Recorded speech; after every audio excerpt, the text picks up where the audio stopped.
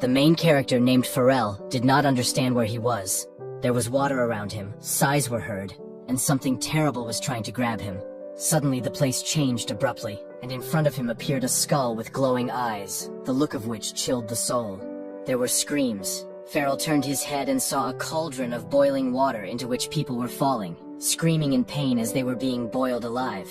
All this was controlled by a strange creature that noticed our hero, and began to mumble something about death and karma. Then Pharrell opened his eyes screaming, sat up on the bed and realized that this was another one of his nightmares. Exhaling, the protagonist looked at his watch and realized in horror that he had overslept, and was now very late for his date with Rachel. Having quickly dressed and taken the gift, Pharrell ran to meet his beloved at a cafe because today is their 3rd anniversary.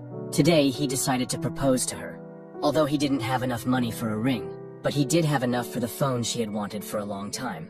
The girl was not in the cafe, so he went outside, where a black car blocked his path right at the entrance. The car doors opened, and Pharrell immediately recognized the girl coming out of it, because it was his beloved. A man followed Rachel out of the car holding her by the waist, and she told Pharrell that she had decided to break up with him.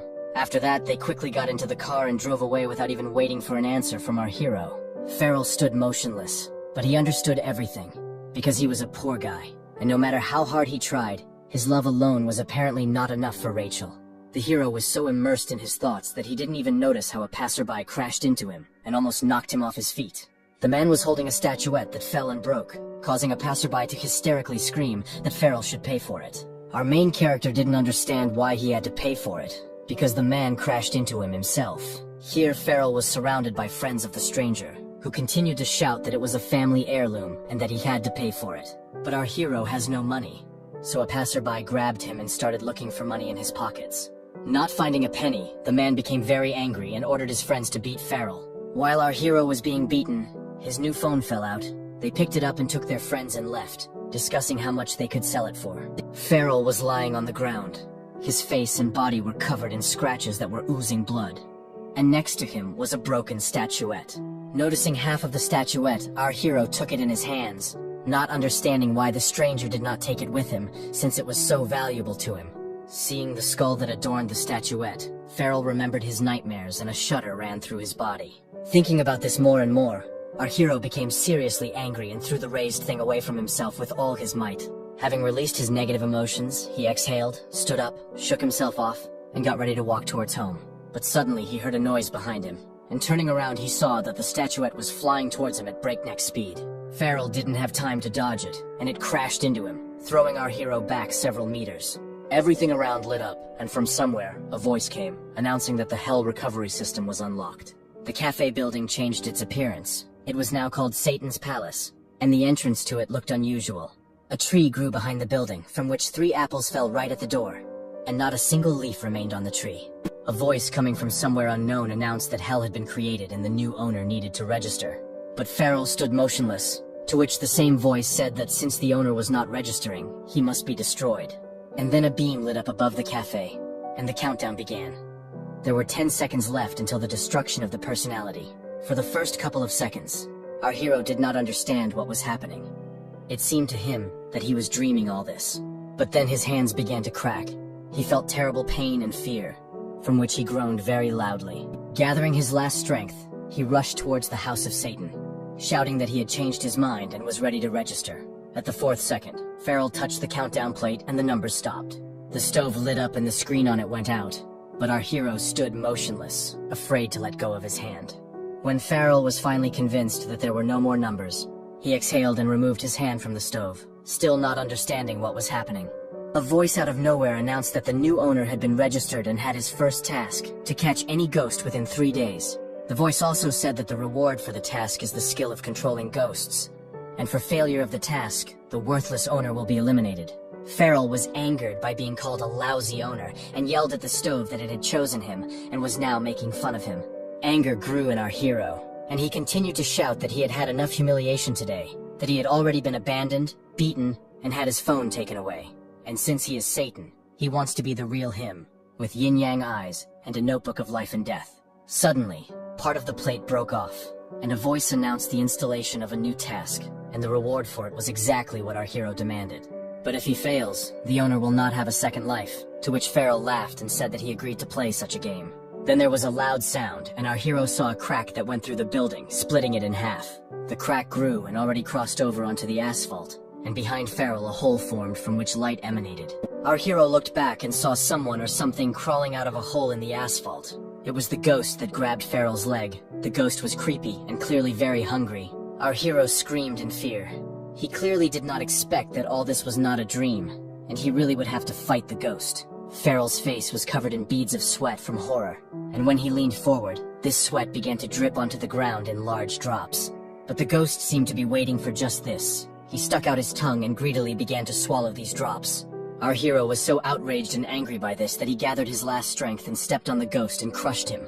And then a voice informed him that the task was completed, to which Farrell was very surprised, because it seemed too simple to him. And then something incredible happened. The ghost, who had just been lying crushed on the ground, began to move.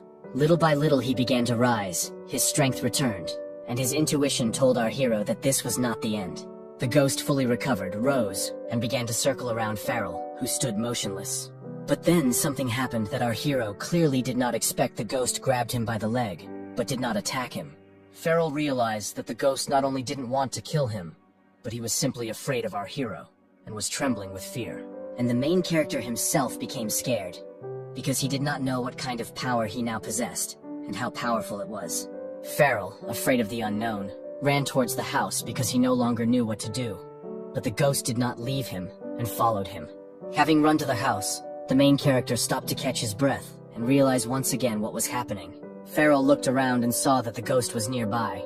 Our hero did not understand what the hell was happening to him. Here the main character heard someone's voice, and raising his eyes he saw a strange and at the same time eerie picture. There was a girl standing on the roof of his house, very pale. She was looking down, and it seemed like she was about to jump off the roof. There was someone else standing behind the unknown girl, but Farrell didn't immediately see who it was. Having looked more closely, our hero stood rooted to the spot, and again felt fear, but not for himself.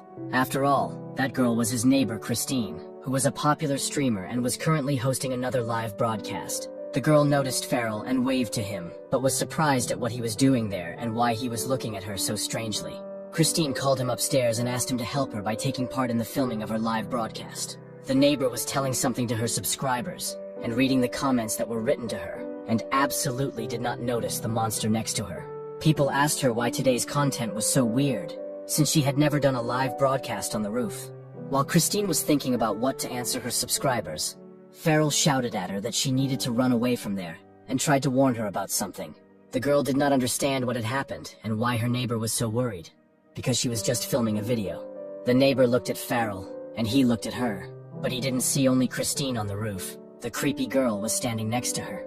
Here the monster girl's face changed. She was clearly angry about something, and she looked towards our main character. A sharp flash of light, which appeared out of nowhere, blinded Farrell, and he covered his face with his hands. This glow came from the ghost that was chasing him, and it clearly did not mean anything good. The ghost sucked in all the light, and after that his belly became rounded and he began to hiccup, having eaten his fill. The monster girl came down to the ghost and started yelling at him very angrily, because he had absorbed the glow. The hungry ghost only hiccuped at her in response, to which the girl became even more angry and began to grin. The monster suddenly jumped up and rushed towards the ghost, growling and making some strange sounds. Farrell didn't understand what was happening, and thought it was just another task he had to complete. With a sharp movement of his hand, our hero stopped the girl and threw her aside several meters. After this, Farrell panicked and ran away from the monster, hoping to hide from her, and the ghost rushed after him. Our hero knew he would get a hint or a new skill if he fought her, but he didn't hear any instructions on this task. However, Farrell stopped abruptly and decided to accept the fight, which caused surprise on the ghost's face. Our hero remembered that he was Satan, that he had power, and that now everyone should be afraid of him. The monster girl looked at Farrell and bared her teeth again, angry that our hero was not appreciating her. She suddenly jumped up from her place and spun around our hero, thereby immobilizing him. Her body was wrapped around Farrell's body like a snake. He couldn't move, and she was squeezing him more and more. Our hero tried his best to resist her, but he was not very successful. Meanwhile, Christine was answering questions from her followers, and it was there that she was asked about Farrell. She said it was her stupid neighbor, pointed the camera at him and didn't understand what was happening to him. Feral, with all his might, began to scream at Christine to run away, as he was afraid that after him the monster would kill her too. The girl did not understand why she had to run away, so she decided to go down to her neighbor and see what was happening to him. Feral continued to yell at Christine to run away, and the phantom took notice. The ghost began to listen attentively to what our hero was shouting, and it seemed to him that he was being given a command to bite the monster. Feral fought back with all his might, but he felt he could no longer fight it. Chris continued to broadcast live and tell her followers that her neighbor was a little weird, but she was still worried about his condition, and she decided to approach him and find out what was happening to him. She touched his shoulder, hoping he would turn to her, explain what was wrong, and make this all end. Feral felt her touch, looked at the girl, and it was clear from his face how much effort he was putting into fighting something invisible. Turning fully to Christine, he saw her frightened face and understood that she wanted to help him, but he knew that she would not be able to do so. Gathering his last strength, he shouted at her to run away from here, because he could not allow the monster to get to her. And then the ghost, who had been nearby all this time, suddenly began to act and attacked the monster girl. He began to bite her with all his might, hoping that this would weaken her grip and she would release Feral from her murderous embrace. The monster girl screamed in pain. Her eyes turned bloodshot and she began to convulse, trying to throw the ghost off of her. Christine was standing too close to everything that was happening, so the monster pushed her away during the fight with the phantom, and the girl fell. Feral screamed in horror, not realizing how badly Christine had been hurt. But he couldn't let the monster get to her. Surprisingly, fear for his neighbor gave him strength, and with cries of despair, he began to break free from the clutches of the monster. The monster loosened its grip, and the ghost, realizing this, and seeing that Feral was about to break free, began to bite the monster girl with renewed vigor. The monster was distracted by the ghost, clearly thinking about how to get rid of him, but it was in vain, because she ignored our hero. Feral, feeling his advantage and gathering all his strength, abruptly spread his arms to the sides and freed himself from the monster's embrace. There was no time to waste, so our hero turned sharply to the monster girl and grabbed her hand. Surprisingly, Feral's strength did not leave him, and he threw the monster over his shoulder, slamming her to the ground. From this blow, the ghost, who was holding tightly to the monster with his teeth, fell, but his stomach saved him, and he bounced off the ground like a ball. Our hero realized that he had won, but was afraid to let the monster go, because she was still conscious and could attack again. The monster girl couldn't calm down. She was baring her teeth and screaming that she would tear Feral apart, so something had to be done. Our hero understood that he could not leave the girl alive, and turning to the ghost, he asked to absorb her. And then the ghost, who had been silent until then, suddenly looked seriously at Feral and asked if he was sure of his decision. But our hero was 100% sure, so he shouted that this was an order and that he needed to quickly absorb the monster. The ghost opened his mouth wide, laid his head on the monster's chest, and began to eat it very greedily. She screamed in pain, her face changed dramatically. Her eyes suddenly became empty, her skin dried out, and the girl was slowly dying. After a few minutes, Feral released the monster, stood up from his knees, and realizing that it was all over, wiped the sweat from his forehead. But then the monster girl jerked sharply and raised her hand up. It turned out that she was still alive. She opened her eyes, which were still just as empty, and tried to say something, but she was too exhausted. Feral turned around in horror, realizing that this task was much more difficult than the previous one, and he had underestimated the monster's strength. Suddenly our hero felt that his face began to change, and something happened to his eyes. Feral remembered that this was a reward for a completed task, the yin-yang eyes, and now he saw the name of all the creatures. It turned out that the monster was the ghost of a cursed girl named Zoe, and then she suddenly lit up and came back to life. Zoe was shocked by what happened. She looked at herself and wondered why she didn't become a ghost puppet. And the hungry ghost, clearly not expecting her to come back to life, hid in fear behind the main character, thinking that the girl would attack him. But she, looking at the ghost, only asked with surprise that wasn't he himself a puppet ghost. Feral, who at that moment had already picked up Christine in his arms and was carrying her towards the house, turned to Zoe and asked what her words meant. But the girl lowered her head, did not answer our hero's question, but simply muttered under her breath that everything had changed, and that everything was no longer the same. After this, she announced that she was postponing her revenge, and rising from her knees, she decided to fly away from here. But suddenly, Zoe stopped and her expression began to change. She clearly didn't understand what was happening. After all, as it turned out, she couldn't move. And having flown away from Feral just a few meters, she hung in the air. The girl tried to move on, but it was as if someone was holding her back, and she realized that it was all because of our hero. Meanwhile, Farrell, with Christine in his arms, walked towards the house. The ghost trailed behind them, and none of them paid attention to what was happening. Angry, Zoe turned around and looked at the protagonist. Her eyes were bloodshot again, and she bared her teeth again. The girl flew very quickly towards Farrell, attacking him from behind and screaming at him that she did not understand who he was and how he did this to her. Our hero didn't immediately notice that an enraged monster was heading towards him, so he turned his head only when her hand was already near his face. Zoe swung at him, screaming that no one could or would control her, and Farrell covered Christine with his body, as he could not allow her to get hurt. But then the monster's hand froze, and the girl realized that she could not touch the main character and hurt him.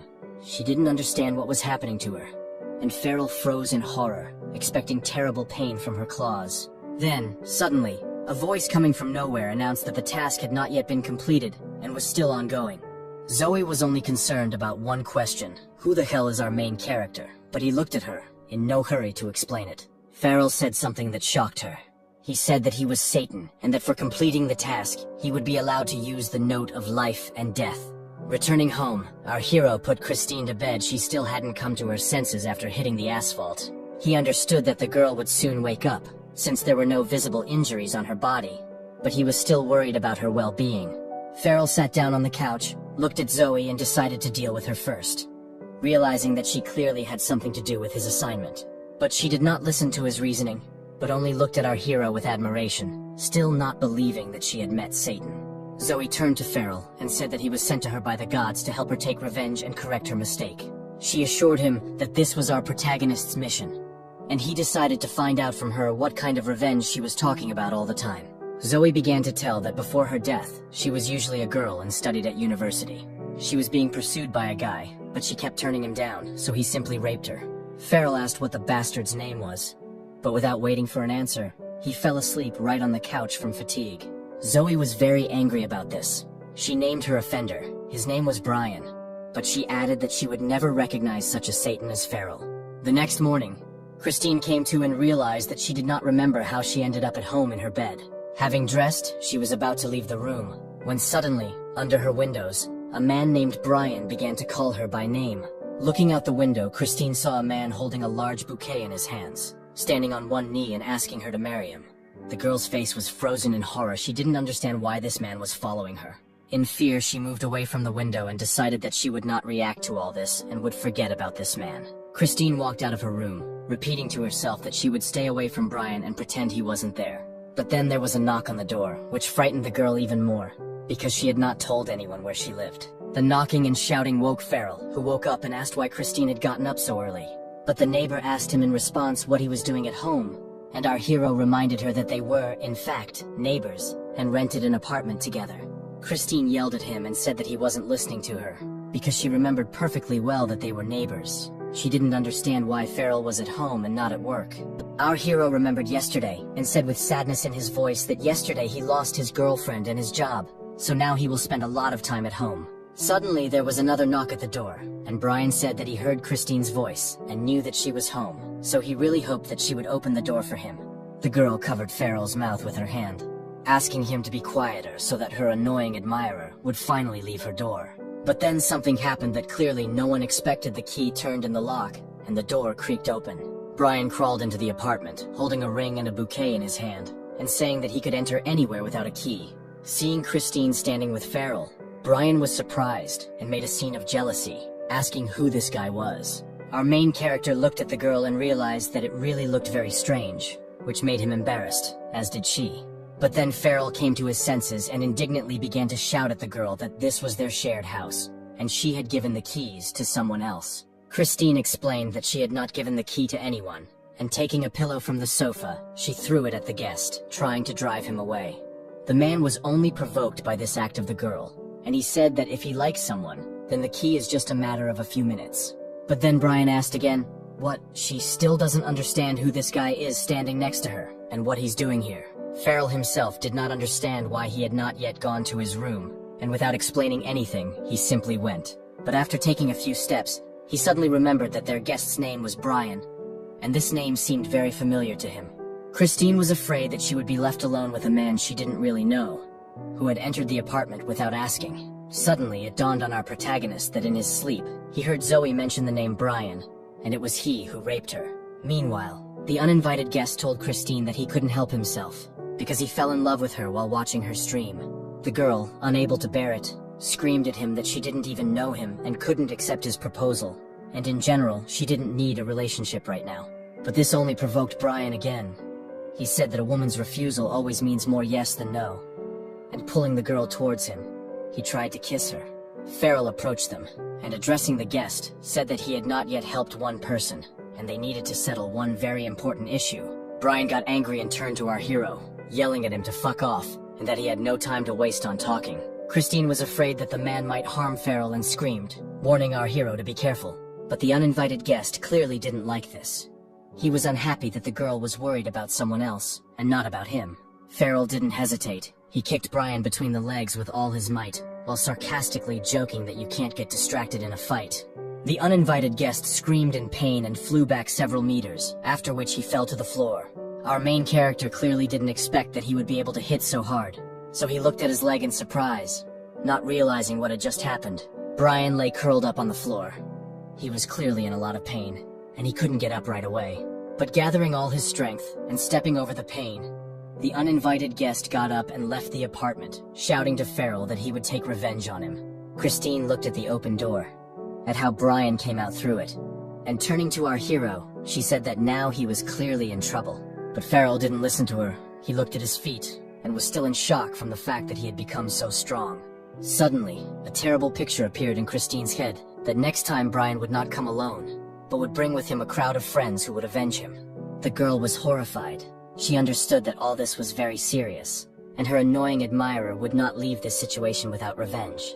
But Farrell began to calm her down, saying that if he returned, then next time our hero would use even more force and beat him to death. The protagonist told Christine that he would take a short nap and go look for Brian, as he had some unsolved business. But the girl couldn't let him do this, because she was worried about Farrell, so she decided to act herself. After all this trouble happened because of her, and she shouldn't let it get out of control, so she decided to call her boss. The boss's name was Mr. Lyle, and she turned to him and said that she wanted to ask him for a favor. Meanwhile, Brian had already managed to get to Mr. Lyle himself, and sitting in his office, asked for help in the current situation. But their conversation was interrupted by a call from Christine, and after the boss talked to her, he made a decision to help Brian, and not her. He said that he would invite the girl along with Farrell for a conversation, and there people would be waiting for them who would be able to take revenge as needed. Brian didn't expect Mr. Lilly to support him, and so he was very surprised by this proposal, saying that it was brilliant. They both laughed and lit up, rejoicing that revenge would be too easy, and the impudent guy would get what he deserved. It was evening, and Christine and Farrell drove up to the office where her boss was already waiting for them. Getting out of the car, the girl immediately introduced the men to each other, and she really hoped that her boss would help them resolve the conflict. Mr. Lilly looked at Farrell appraisingly and concluded that he posed no threat. After that, they all went together to the building where the office was located to talk, and our main character said that he would definitely apologize for his behavior. Zoe flew into the building with them, hoping that she would have the opportunity to take revenge for everything that happened to her. The only thing that upset her was that Christine tried to persuade Farrell not to act or conflict, but Zoe was too eager for revenge. Taking the elevator to the right floor, Christine realized that she had never been here before, and was surprised that they did not go to Mr. Lilly's office. The doors to a large hall opened before them. Guards stood on either side of these doors, and they were invited to enter. Brian was sitting at the table in the hall with his friends, and told Farrell and Christine that he had been waiting for them for a long time. One of the men looked at Farrell, and was shocked that such a thin and seemingly unprepossessing guy could defeat his friend. Suddenly, the doors behind our heroes slammed shut, and they realized that no one would let them go home just like that. Several more men entered the room, all waiting for a command from Brian, who sat with a satisfied grin. Here Christine turned to Mr. Lilly. She did not understand why he did not act, because she trusted him, and thought that he was on her side. But her boss stood behind her pursuer and said that there was nothing surprising about this, since it was he who had set it all up. Brian snapped his fingers, and his friends began to act, and he said with a grin that he was glad to see his bride in his domain. The men flew up to Christine, grabbed her by the arms, and dragged her to the table. She tried to resist, but was physically weaker. Having lowered the girl onto the table, the men covered her mouth so that no one could hear her, and waited for further instructions. Brian approached Christine and began to tease the main character, asking why he didn't stand up for the girl, because he was so strong in the morning. Then the man put his hand on the girl's chest and said that only he could enjoy her. Christine lay on the table, unable to resist, so she simply accepted her fate and cried quietly. Farrell, looking at all this, reminded him of his morning kick and joked that now Brian physically won't be able to do anything to the girl. But the man clearly didn't like the fact that they were making fun of him, so he ordered his friends to act. At that moment, two men grabbed knives and ran towards our hero, who stood motionless. A fight broke out, during which dust rose, so it was not clear who was winning the fight. When the dust cleared, Farrell stood motionless, his fists clenched and his face tense. The two men who attacked him lay on the floor unconscious and showing no signs of life. Brian and Mr. Lilly clearly did not expect such a turn of events. They were shocked by what they saw and seriously scared. Farrell came up to the table and said that he was even glad that he was invited here today, because it would be even easier to resolve their issue. Then Zoe appeared behind our hero, and he looked at her and said that she would handle the rest on her own. Farrell walked up to Christine, gave her his hand, and helped her up, because she had suffered enough these 2 days. He took her aside, telling her that she was now out of danger and could enjoy the show instead of being afraid. Zoe got to work. Flying up to her offender, she extended her hand with sharp nails to his chest. With a sharp movement, she thrust her hand into Brian's chest. He screamed in horror and pain. Beads of sweat ran down the man's face. His eyes were filled with fear, because he did not understand what was happening to him. Mr. Lilly watched all this in horror and was shocked by the power that Farrell possessed. He approached the group's advisor, whose name was Harris, and informed him that he needed to somehow get rid of the guy. He gave the order to act, because his reputation was at stake, and if he did not take revenge, he would no longer be able to go out on the street and show his face. The man with red hair took out his nunchaku and showed that he was very skilled with them and would easily defeat our hero. Farrell found it amusing that Mr. Lilly couldn't leave them alone, because it meant he could practice his power on him. Our hero looked menacingly at Christine's boss and said that it was in vain that he didn't let them go on good terms. But Mr. Lilly only laughed at Farrell's words, as he was fully confident that his men could handle him. Christine's boss shouted that our hero was to blame for getting involved with the wrong person, and that he would pay for everything he did. At that moment, the man with the nunchucks had already approached Farrell and swung, but our hero stood motionless. The nunchuck stopped a few centimeters from the protagonist's face, missing him. Suddenly, our hero's enemy froze and stopped moving, although there was no apparent reason for this. Farrell stood there with a smirk on his face, and Mr. Lilly didn't understand what was going on and why his man wasn't attacking our hero. At this point, the red-haired man turned to face the boss and attacked him with a furious look, shouting that he wanted to eat him. Mr. Lilly couldn't resist, because the guy was physically stronger than him, and then he got hit in the face. Harris looked at this whole situation with surprise and interest, because he understood that Farrell clearly possessed some kind of power. At this time, Mr. Lilly was screaming and trying to throw the guy with the nunchucks off himself, but he couldn't do it. The guy had a wild look and empty eyes. He clearly wasn't aware of his actions, and kept shouting that he wanted to eat. Then a punch came to Mr. Lilly's nose. A cracking sound was heard, and this meant only one thing. His nose was broken. The man screamed from the sharp and unexpected pain, covered his nose with his hands, and tried to straighten it. Christine, who had calmed down by this point and was watching the events unfold, took Farrell's hand and asked him to stop all this. But our main character calmed her down, saying that everything would be fine, and they would soon go home. Brian was lying on the floor, his eyes empty, his face frozen in a grimace of horror, foam flowing from his mouth. Harris looked at Brian's body in surprise and began to enthusiastically repeat that this was all very interesting. After this, the man headed for the exit, but stopped, saying that his friend was unlucky enough to run into Zoe, and it was his misfortune. Harris looked at the girl with a searching look, his lips spread into a smile, after which he left the room. Zoe was very surprised, because he saw her. Although for ordinary people she was invisible, this meant only one thing. He was not just a person.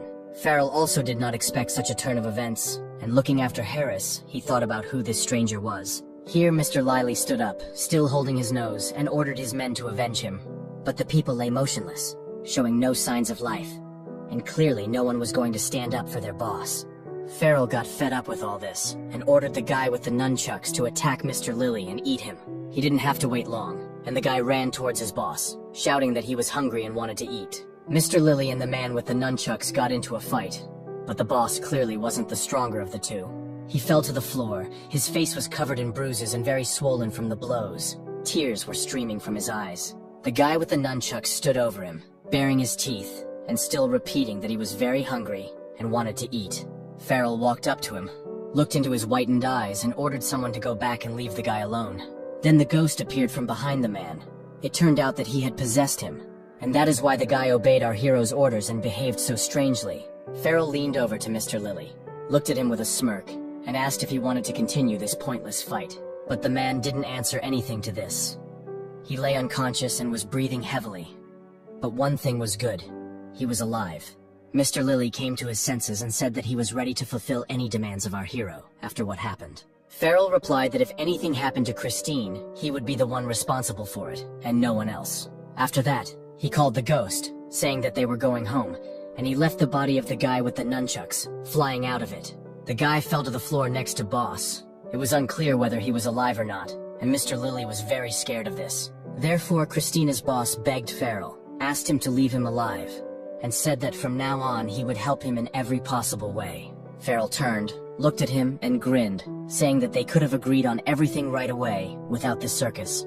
Christina looked at her boss with a surprised look. It was unusual for her to see him so scared. Mr. Lily rose from his knees and informed the girl that she could go to work tomorrow or do whatever she wanted. Christine began to resist, waving her hands, and explained that after everything she had been through, she was going on vacation. Then Farrell walked up to the girl, took her hand, and led her aside, reminding her that it was all over, and that they could now go home. And together they headed towards the exit, leaving this ill-fated office in this terrible building. But already on the way out, Farrell remembered another girl who would not be able to be in the room without him, but who needed to say goodbye to her offender. Zoe hovered over Brian's body, looking at him and not believing that she had taken revenge for all the girls he had managed to offend. And her offender was lying on the ground, and he was dead. His eyeballs were leaking out, and foam was coming out of his mouth. Zoe leaned over Brian's body one last time and said that he had ruined her, but now she had taken revenge and could start living with a clean slate. The girl headed towards the exit, and finally said that she hoped they would never see each other again. Farrell turned to Zoe, making sure she had said goodbye to her abuser, let it all go, and called her. Christine looked into the void in surprise, but there was no one there, and she asked our hero who he was talking to. But Farrell was only amused by this, and he laughed and told her not to pay attention to it. Meanwhile, Harris came to Brian's father and reported that his son was no longer there, and that he had been killed by a ghost. Haris explained that he hadn't figured out where the guy who had caused all this mess had come from, and that they shouldn't act rashly. But Brian's father said that he couldn't sit back and had to take revenge at any cost. And if the advisor wasn't ready, then someone else would. Haris was angered by this behavior and attitude towards him, so he abruptly threw his cigarette on the floor and put it out. He got up from his chair and walked towards the exit, saying that he had nothing more to do here and that they should deal with it themselves. Then a man in a kimono came out from around the corner and said that he felt like Harris was just not ready for all of this. Brian's father said that if the man helped him get revenge, then all the privileges that the advisor had would become his. A new day had dawned. The sun was shining through the windows, but our hero was still fast asleep, which cannot be said about Christine. She got up before him and started to wake up her neighbor, but he told her that he was tired and asked her to let him sleep a little. Christine got angry and started yelling that she wanted to feed him more food, but it seemed like he didn't want to eat. Farrell was hungry, so the mention of food immediately cheered him up. He shouted that he would get up now, but it was too late, because the girl entered the room to him. But then Christine gasped, turned away and closed her eyes, and the whole thing was that the man was naked. Our hero did not understand why the girl reacted to him so strangely, and began to examine himself. But then he realized that he had absolutely no clothes on, although he did not remember taking them off. Christine ran out of the room, screaming at him that he was a bastard, and Farrell sat on the bed, embarrassed, covered with a blanket. A little later, after our hero had already gotten dressed and tidied himself up, he went out into the street with Christine. He reminded the girl that she wanted to feed him a big breakfast, but it was unclear why she brought him to the park. Christine said that it was a shortcut to her favorite cafe, where the food was delicious, but our heroes had no idea that they were being watched at that very moment. The girl was still in shock after what she saw in the morning, but Farrell tried to explain to her that it was not his fault. And then, out of nowhere, two men, painfully familiar to them, appeared in front of them and blocked the road. Recognizing these people as Brian's friends, Farrell realized that he and Christine would not leave so easily, and they would have to fight again. But then, behind these men, another silhouette appeared, and our hero immediately understood who was behind all this. An angry Farrell began to shout that he was disappointed in Mr. Lily, and realized that everything they had talked about before was useless. But then our hero noticed that something was wrong with Boss Christine. His eyes were empty, his eyeballs were missing, and he was too pale. But Farrell didn't have time to figure out the reason for all this, because the men began to attack them. Our hero grabbed the girl and covered her with his body, since he could not do anything else. But then the hungry ghost and Zoe appeared, who managed to intercept the blow and take it upon themselves, stopping it. Farrell was very surprised by this, because he thought that his bodyguards could only appear at night, and he had never seen them during the day. But Zoe, as if reading our hero's thoughts, told him that if they stayed with him all the time, then nothing would threaten them. Christine began to shake her head and look around, not understanding who Farrell was talking to, because she didn't see anyone. But our hero didn't listen to her. He told Zoe that men were different from those they had encountered yesterday, and he thought she felt it too. Farrell decided to use his ability, the yin-yang eyes, to see who was standing in front of them. Our hero saw that each of the men was possessed by ghosts, but they were different from the ghost who was next to him and helping him. Invisible strings extended from the men's bodies and went into the bushes, and it felt like someone was controlling the men. Having told Zoe about this, he heard from her the already familiar phrase that these were puppet ghosts. Farrell immediately remembered the evening when he first saw the girl, and how surprised she was when she found out that his ghost was not a puppet ghost. Christine, who had been watching our hero talk to someone invisible all this time, began to worry even more, and not understand what was happening. But Farrell only listened to Zoe, who told him that there were powerful sorcerers in the city, who captured creepy ghosts and infused them into people. But then our hero's attention was drawn to his ghost, who, as always, was hungry, and who really wanted to eat the puppet ghosts. Farrell said he didn't mind him having a snack, and the ghost, delighted, flew towards the men. But Mr. Lilly stopped the ghost with a swing of the sword he had in his hand, and the hungry ghost didn't have time to do anything. Christine's boss chuckled and said that now no one would be able to take possession of his body. Zoe also decided to take action and flew towards Mr. Lilly, hoping to grab him. And she even succeeded. She penetrated his chest with a sharp blow of her hand, and began to act as usual. But Boss Christine didn't react to this in any way. He didn't even shout, he just threw Zoe aside. After this, Mr. Lilly ordered the other two men to act and kill our hero. They ran towards Farrell, swords in their hands. But our hero stood motionless, and understood that he was stronger than them. The main character remembered that yesterday everything was exactly the same, and he defeated these men without any problems. With one movement, he knocked out one man first, and he flew back several meters. After that, he also threw the second man away from himself, and now the two of them were flying back to Mr. Lilly. One of them did not drop his sword during the fall, and holding it in his hand, swung it by inertia. Boss Christine stood motionless, frozen in horror, as a very sharp sword, blade first, entered his throat. Mr. Lilly's head flew off and rolled across the asphalt, and his body fell to the ground with a crash. Farrell froze in horror. He had never seen anyone die before, at least not like this. Christine, who still did not understand what was happening and was in a panic, lost consciousness from what she saw and fell onto the asphalt. Farrell ran up to her in fear, making sure that it was just a fainting spell. He began to remember how to provide first aid. A police car stopped near them, but our hero didn't pay any attention to it. He was only thinking about his neighbor. The car doors opened with a bang and a girl who was a police officer came out. The girl introduced herself. Her name was Neil, and she held the position of vice captain of the criminal investigation department. She said that someone called her here, and when she saw the scene that was happening in the park, she was shocked. With one movement of her hand, the girl grabbed the gun and pointed it at Farrell, ordering him to stop. Neil stood motionless, pointing the gun at our hero, screaming that he was crazy and needed to get away from the girl. Farrell clearly did not expect such a turn of events, and when he saw the gun he became even more frightened, since it would be more difficult for him to stop the shot than for a person. Out of fear, he unclenched his hands, and Christine's head, which he was holding, began to fall to the ground. When she fell, the girl hit her head very hard. Blood spurted from her nose, and she never regained consciousness. Farrell was horrified. He didn't expect Christine to get hurt, because he did everything to prevent this from happening. Our hero began to run around the girl, trying to bring her to her senses and giving her artificial respiration, but it didn't help. Neil put her gun back in its holster, realizing she had to take a completely different approach. The girl ran to Farrell, shouting to him that she could help Christine and she would stay alive. But instead of providing first aid, Neil grabbed our hero by the arm and pulled him away from her. After that, she hit him sharply and screamed that there was only one way to help Christine, and that was to subdue him. Neil had knocked our hero to the ground and completely immobilized him. Now she was ready to take him to the police station. The man in the kimono was pleased with himself and everything that had happened, telling someone on the radio that he had defeated Farrell. He grinned and figured that our main character would be busy for a while, and then they would figure out how to destroy him. Neil brought Farrell to the police station, only the problem was that he was unconscious. Her colleague immediately realized that the girl had once again used her signature blow on our hero, after which all the people she had detained took a long time to regain consciousness. The man looked at Farrell and did not understand how to interrogate him, and how long this state would last. Neil couldn't believe her eyes, saying that the man had just been very energetic and that he was probably pretending. The girl approached Farrell, and it was at that moment that he came to, holding his head and complaining of pain.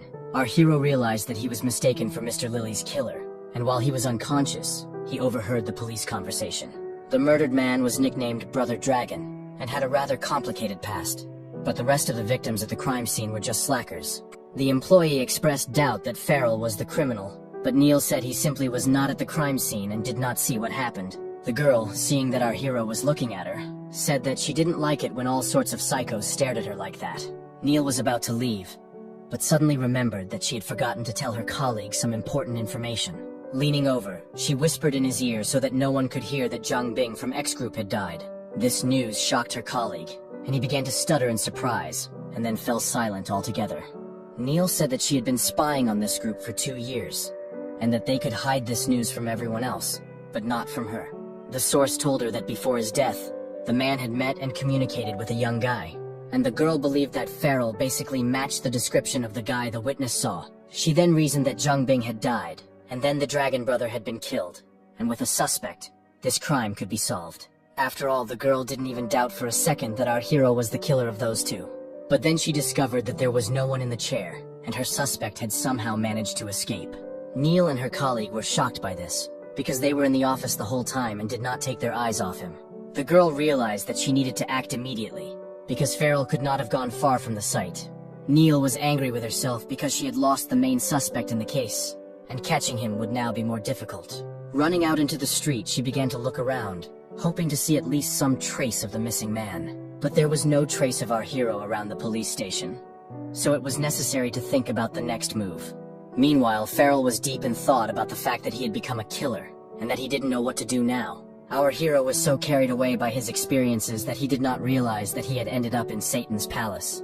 But raising his head, Farrell saw in front of him a familiar building with a skull above the entrance. Our hero did not understand where Christina had gone, and how he had moved from the police station to Satan's palace. Then a bright beam of light lit up above the building, and this meant that a talking plate would appear. The light blinded our hero, and he froze in anticipation of a new task, or some other information. Some mechanisms came out of the light, gears started spinning, and little by little it all began to turn into a slab. The system informed our hero that his new mission was complete, and now he was allowed to use the Book of Life and Death. But the only thing our hero was thinking about now was Christine's condition, because it was unknown where she was, and what was wrong with her. Here, the Palace of Satan began to disappear. The walls began to crack, and Farrell no longer understood whether all this was really happening to him now, or whether it was a dream. After the wall completely disappeared, our hero saw the hospital building and came closer to see what was there. Almost immediately, he noticed the room in which the doctor was standing. But something about his appearance made Farrell wary. Our hero did not immediately notice Christine lying in bed, but was very happy when he saw that she was alive. The doctor reached out his hand to the girl, but clearly not to check her condition, and for a second Farrell thought he wanted to strangle the girl. In a panic, our hero began to scream and realized that he urgently needed to act, otherwise something irreparable would happen. Farrell ran and jumped into the hospital window. At that moment, he was not thinking about anything except that he needed to save Christine. From the force of the jump, the glass in the ward cracked, and our hero flew in, knocking the doctor off his feet so that he flew several meters away. Farrell himself was not hurt at all. He landed very successfully and began to assess the situation. The doctor was lying on the floor and no longer posed a threat, because after taking a deep breath, he immediately passed out.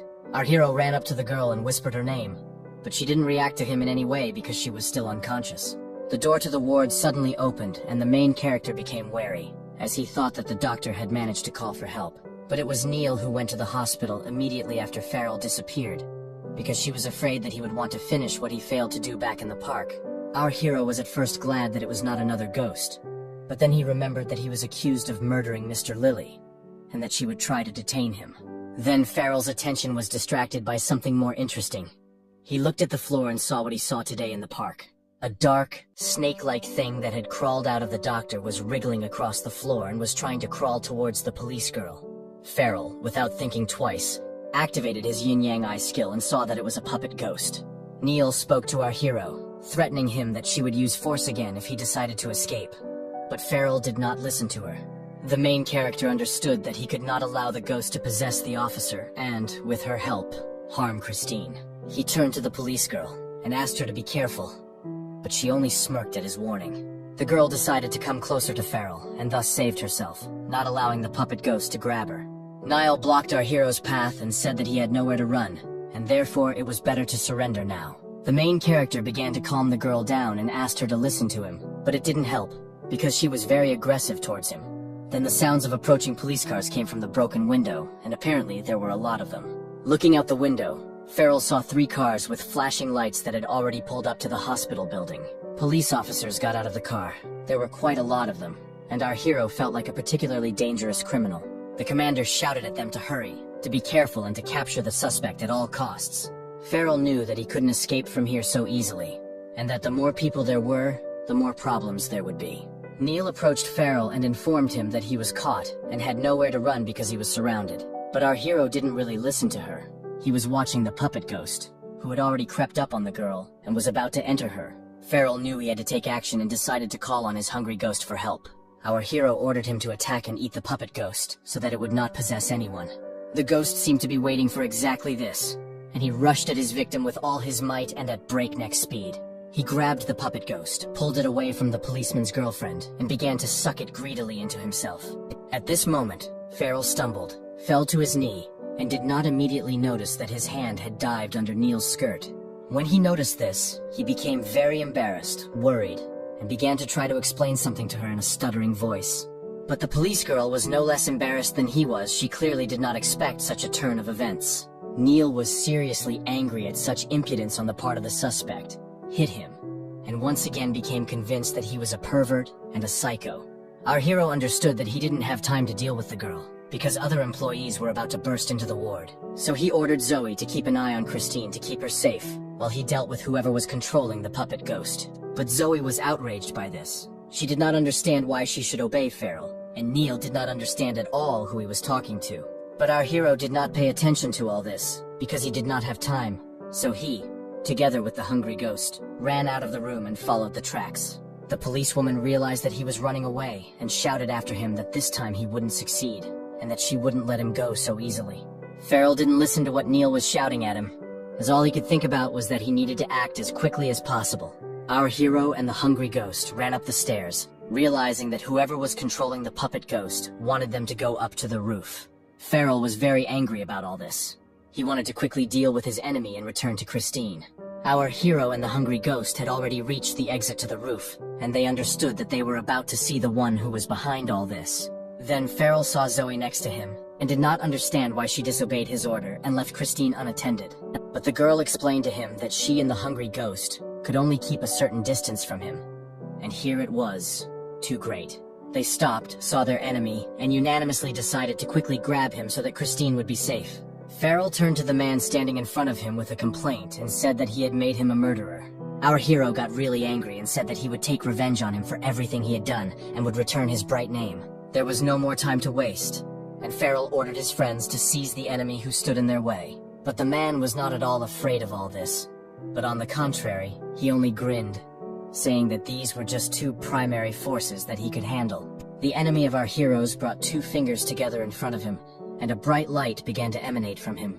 He looked at his opponents with a grin, and it was clear that he was confident in his abilities. Zoe and the hungry ghost were shocked by what happened next, as their enemy began to slowly disappear. Farrell was no less surprised, and clearly did not expect this to happen. Now he could not see his enemy. The girl noted to herself that since she became a ghost, the moments when her enemy disappears frightened her most. Our hero asked the hungry ghost if he could see anything, but he only looked at his master with fear. Then the ground shook, and Farrell crouched down to sense the vibrations where their enemy was. But he felt a sharp blow from below, from which he rose and flew several meters up. Our hero landed on the ground and understood that it would now be much more difficult to defeat the man. Our heroes tensed and stood with their backs to each other, waiting for the next blow and hoping to see at least something. Zoe suddenly remembered that Farrell had the ability to see the invisible, and she reminded him of the yin-yang eyes. Our hero felt embarrassed that he himself had not remembered this, and had not used this ability. Farrell was very inspired by the fact that he had his own unique skill, and that with it, he could quickly defeat the man. He used his abilities and began to look around, but he saw no one on the roof except them. Our hero told Zoe that he didn't see anyone and didn't know how to proceed. The hungry ghost began to sniff around to catch the scent of their enemy, and he even thought he smelled it. He tried to concentrate on the scent, and it seemed to him that their enemy was near them. He saw something glowing, opened his mouth, and tried to swallow it. Farrell also noticed it and was surprised. The phantom failed to swallow the light, and he realized that it was a deception and that they were simply making fun of him. But then it dawned on our hero, and he grinned and said that it looked like he had a plan for further action. Farrell decided to share his idea with the ghost girl, hoping that she would help him. Zoe looked at him with disbelief and asked if this would really work and if he was sure he wanted this. But our hero had no doubts about his actions. And turning to the hungry ghost, he said that he did not expect that he would become his talisman. The girl flew up to the hungry ghost, grabbed him, and began to lift him up, and Farrell clenched his fist. Swinging, our hero hit the ghost in the stomach with all his might and quickly ran to the side. The hungry ghost's eyes filled with tears, his cheeks puffed out, and he could barely contain himself. Zoe held him very tightly, rising even higher with him, realizing what was about to happen. And then the hungry ghost started to vomit. But the girl was waiting for this, so she started to spin him. The vomit flew all over the roof and landed on the man in the kimono, causing him to begin to manifest and become visible. Our hero was very happy that he was right, and understood that now it would be easier for him to defeat the enemy. Zoe lowered it down, holding the exhausted hungry ghost in her arms, and grimaced because it all looked so disgusting. The man in the kimono looked at them very carefully, and from his gaze it was clear that he was very angry. Farrell, realizing that they needed to act quickly as they had a chance to defeat the enemy, ordered Zoe to capture him. They decided to act together, and the girl attacks from above, and our main character from below, and so he can't get away from them. But the man again made a strange figure with his hands, joining his fingers, and something like an electric shock ran through them. Farrell and Zoe saw their enemy suddenly spin like a top, forming something like a tornado, and they clearly did not expect it. Our main character and the girl were thrown to the side several meters by this whirlwind, and they could not get closer to the man. The girl looked carefully in the direction where the man in the kimono had just been, but did not see him, as the rising dust blocked her entire view. But then their enemy appeared behind her back, and with an evil grin he grabbed the girl and attacked her. The man, with a sharp movement of his hand, hit Zoe in the chest, which she clearly did not expect, and therefore screamed. After this blow, she lost all her strength and was immobilized, and a light appeared around her, which slowly destroyed her. After Farrell flew into the wall and hit his head, he slowly came to his senses. Looking up, he saw what their enemy had done to Zoe and screamed in surprise, because he was very afraid for her. The ghost girl was flying down to the ground at breakneck speed and was clearly unconscious. Our hero understood that she was about to break, so he crouched down, and pushing off the ground with all his might, jumped up. Having caught Zoe, he looked at her. She was all glowing, and seemed to be slowly burning, and he did not understand what was happening. Having landed on the ground with her, Farrell was very angry, and understood that at any cost he had to take revenge for all this. In a fit of emotion, our hero looked at the hungry ghost and shouted at him to grab the man in the kimono. The ghost was shaking all over with fear, and did not move. He understood that the same thing would happen to him as to Zoe. Farrell didn't understand why the ghost wasn't following his orders, and didn't notice how his enemy was already standing behind him. Our hero heard a strange sound, turned his head in panic, but it was too late, because the man in the kimono had already struck. The enemy struck Farrell in the face, and it was so strong that our hero cried out in pain. The main character flew into the wall at breakneck speed, and the blow was so strong that he briefly lost consciousness. The man in the kimono understood that Farrell did not have the power that he himself had, and he was just a guy who learned small skills from somewhere. The hungry ghost saw that he would be next, and so, he tried to escape from their enemy. But the man noticed him, used his powers, and the hungry ghost flew to the side several meters. The same thing happened as with Zoe. The ghost began to burn, disappear, and he was clearly in a lot of pain. Farrell slowly began to come to his senses, not understanding what had happened to him, and for a moment it seemed to him that he had died. He looked up, saw his hungry ghost burning, and knew they had lost this fight and would not get out of here alive. The man in the kimono spun through the air like a fury, and flew towards Farrell with the intention of finishing him off. But then Nile burst onto the roof and shouted at the man not to move and to stay where he was. She pointed the gun at him, and he began jumping around the roof at breakneck speed, doing everything he could to prevent her from shooting him. The man in the kimono did not expect uninvited guests, and understood that he might have to get rid of the girl. But then other employees came up to the roof, all of them armed, and pointed their pistols at the man. Neil didn't understand what was happening, and thinking that it was Farrell's accomplice, she became even more angry. The girl pointed a gun at our hero and said that he was accused of murder, indecent behavior, and escape.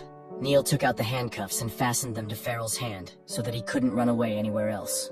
The remaining police officers pointed their guns at the man in the kimono and ordered him to lie down on the ground.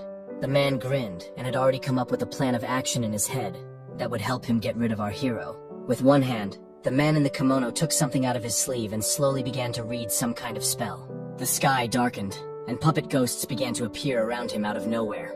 They wrapped themselves around the employees, immobilized them, and began to penetrate their bodies to deprive them of their will. Neil was also attacked by a puppet ghost that coiled around her body like a snake. Farrell tried to see something, but because it suddenly became dark, he could not see anything at all. The girl sharply pointed the gun at our hero, and understood that she did not control her body, and it was as if someone was controlling her. She tried to resist, but to no avail, and with a sharp pull of the trigger, she shot Farrell in the head. Our hero screamed in pain, his world seemed to split apart, and he began to fall into the abyss. Farrell didn't understand what had happened or where he was, so he started looking around. Here, our hero saw that he seemed to be in some parallel world, and saw what was happening at that moment on the roof. Farrell saw the familiar screen and demanded an explanation, because he did not understand whether he was still Satan or not. A message appeared on the screen that he had died, and that this was a problem. But our hero could not believe it. The voice told Farrell that he was about to receive instruction on his skill, and he remembered that the yin-yang had not worked against the man in the kimono. After this, our hero turned to the panel and decided to find out what was happening and why his enemy froze. Farrell had a lot of questions about his condition. He didn't understand if he was dying, and if he died, then Satan would also die or not. Our hero understood that he was missing something important, but he didn't understand what, just as he didn't understand why his enemy was so strong. The screen reminded Farrell that he not only had the yin-yang eye skill, but also the notebook of life and death. Our hero remembered this, but had absolutely no idea how to use this skill, so he began to demand instructions from the screen. Farrell calmed down a little and decided to think, because the system had never abandoned him in trouble before, and explained everything. A keyboard appeared in front of him, and our hero realized that the system would help him defeat his enemy. Farrell began typing the name of the man who had long since died, but who could clearly help him. It was Mo Tzu. The system asked if he really wanted to revive him, and having received a positive answer, it lit up with a bright light. Farrell was watching the scene very carefully, and then the silhouette of a man appeared in the light. The silhouette slowly descended, and a bright flash emanating from it blinded our hero. The light cleared and Farrell saw a man who looked somewhat like his enemy, and the man asked why he had been called here. Our hero was frightened by the resemblance, although he understood that it was another person, but he still involuntarily cried out in surprise. Motsu took a few steps forward and began to examine the place where he had ended up. The belt on his robe came undone, and the man began to slowly undress, first exposing his chest and then his entire body. Motsu approached the place where the two worlds touched each other and began to study very carefully what was happening there. Farrell didn't expect the man to strip completely naked and even choked when he saw it. Motsu looked closely at the people who were on the roof and understood that he had entered a new world, and according to the rules of this world, he had to change his clothes. Here, the man changed his image completely and began to look very stylish, wearing a suit, glasses, and holding a cigarette in his teeth. Our hero clearly did not expect such a transformation, and noted that not only his appearance had changed, but also his manner of communication. Motsu said that he had many skills, and that he was not inferior in them to Farrell's enemy, whose name was Lu Ban. The man then said that he knew absolutely everything about our hero, and knew that he was strong, but not strong enough. He continued his speech and said that since Farrell was a man who was ready to become Satan for the sake of peace, he would not leave him without attention. So Motsu promised to help him, and grabbing our hero by the shirt, he lifted him up. After this, the man swung very hard and threw Farrell several meters to the side. Our hero somehow landed on the ground and lost consciousness for a short time from the force of the impact. But when he came to his senses, he turned his head to the side and saw something very strange. Someone's eyes were looking at him. Suddenly, the floor became liquid, like thick mud, and from this liquid, a very creepy skull began to appear. Farrell screamed in surprise, rose up on his hands, and began to back away, hoping that the skull would not reach him. Having stood up on his feet, our hero saw a terrible picture ghost began to crawl out of the floor, and they all reached out to him. He realized that he was trapped, and could not resist the creatures that were pulling him into their quagmire.